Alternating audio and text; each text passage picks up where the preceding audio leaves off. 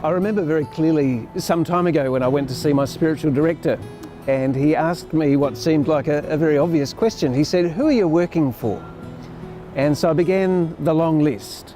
At the time I was in a parish, so I said I was working for the wardens and the parish council and the Mothers Union, and he stopped me and he said, "No, who are you really working for?" And it was one of those great questions that spiritual directors often ask that make you wish you'd gone out for coffee instead. And I thought for a bit, and I thought, actually I'm really working for myself.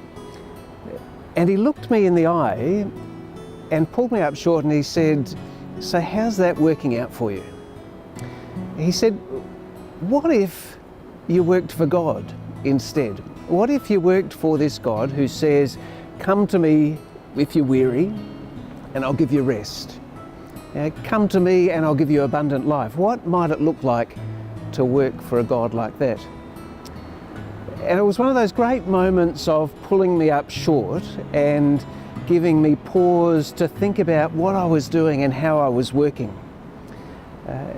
And I think for all of us, whatever we're doing, it's really important that we take those opportunities to stop and think about how we're going and to think about how we could look after ourselves better. That encounter with my spiritual director changed the way I worked probably for about 3 or 4 weeks. And a month later when I saw him, he pulled me back again and reminded me once again to look at the way I was working and what I was doing in amongst that to care for myself. So I'd say to anyone, I think, whatever you're doing and wherever you're working, to take the time to stop and reflect on how you're working and how that's going for you. Are you finding the abundant life that's promised at the heart of the gospel in the work that you do? Or are you feeling more and more tired and run down and harried and stressed and anxious? For me, finding a good spiritual director is a really important part of looking after myself.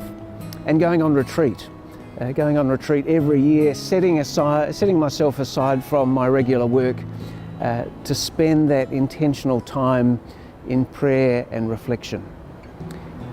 So I'd encourage you perhaps to do the same.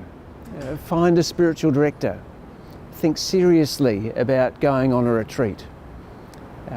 But whatever you do, find a way of looking after yourself in amongst all the work you do of looking after others.